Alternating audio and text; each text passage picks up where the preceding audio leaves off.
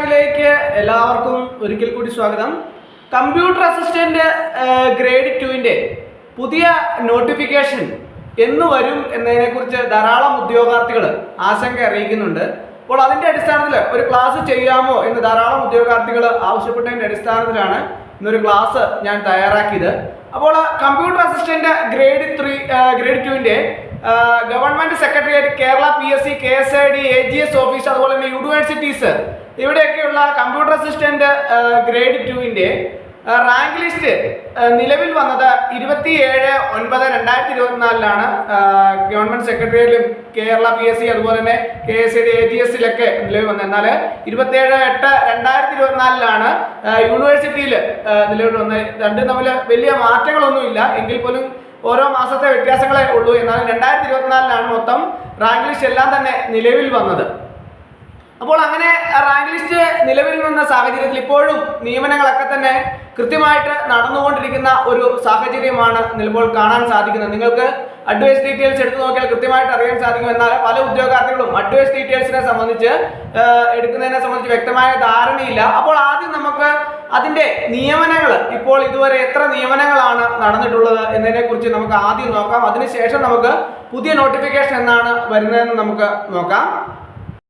Computer assistant grade 2ന്റെ government secretariat, Kerala PSC, KSID, AGS office എക്സെട്രയിലെ advice details ആണ് നിങ്ങൾക്ക് ഇവിടെ കാണാൻ സാധിക്കുന്നത്. അതിന്റെ ലിസ്റ്റിൽ നിലവിൽ വന്നത് 27/9/2024 ഡേറ്റ് ഓഫ് ലാസ്റ്റ് അഡ്വൈസ് എത്രയാണ്? 8/4/2026 ലാസ്റ്റ് അഡ്വൈസ്. ഈ മാസം 8-ാം തീയതി വരെ അഡ്വൈസ് പോയിട്ടുണ്ട്. ടോട്ടൽ അഡ്വൈസ് 205 അഡ്വൈസ് ആണ് ഇതുവരെ കമ്പ്യൂട്ടർ അസിസ്റ്റന്റ് ഗ്രേഡ് 2ന്റെ നടന്നിട്ടുള്ളത്. അപ്പോൾ അതിന്റെ ഓരോന്നും തിരിച്ച് നിങ്ങൾക്ക് താഴെ കാണാൻ സാധിക്കും.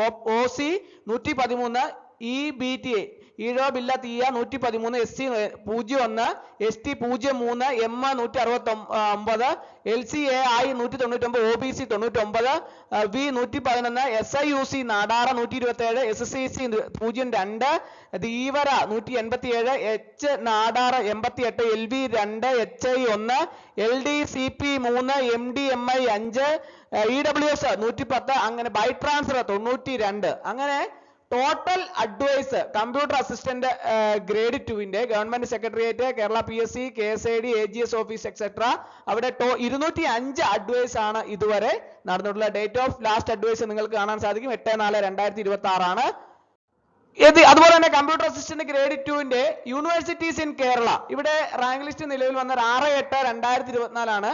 ഇതുവരെയുള്ള ടോട്ടൽ അഡ്വൈസ് എത്രയാണ്? 90 ആണ് total advice. Date of last advice എന്നാണ്?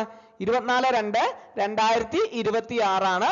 ഇവിടെ നിങ്ങൾക്ക് കാണാം OC 99, EWS 94, E 96, SC 133, M 89, LCAI 280, OBC 99, V 111, SIUC N 30, Hindu N 87, D 38, LP N, അതുപോലെ തന്നെ DA LDCP 4, DA MDMI 6. ഇങ്ങനെ ടോട്ടൽ അഡ്വൈസ് 90 ആണ് ഇതുവരെ ഉള്ളത്. 24/2/2026 ഡേറ്റ് ഓഫ് ലാസ്റ്റ് അഡ്വൈസ്. അപ്പോൾ ഇതൊക്കെ തന്നെ ഉദ്യോഗാർത്ഥികൾ കൃത്യമായിട്ട് തന്നെ മനസ്സിലാക്കി. ഇനി നമുക്ക് ഇതിന്റെ പുതിയ നോട്ടിഫിക്കേഷൻ എന്നാണ് വരുന്നതെന്ന് നമുക്ക് നോക്കാം.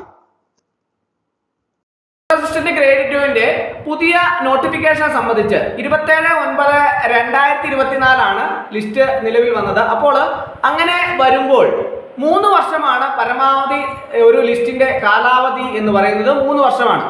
പ്രസ്തുത കാലാവധി തീരുന്നതിന് 6 മാസം മുമ്പ് പുതിയ നോട്ടിഫിക്കേഷൻ പ്രസിദ്ധീകരിക്കണമെന്നുള്ളതാണ് PSCയുടെ റൂൾ അനുസരിച്ച് ഉള്ള നിയമപരമായിട്ട് പറയുകയാണെങ്കിൽ ഉള്ളത്.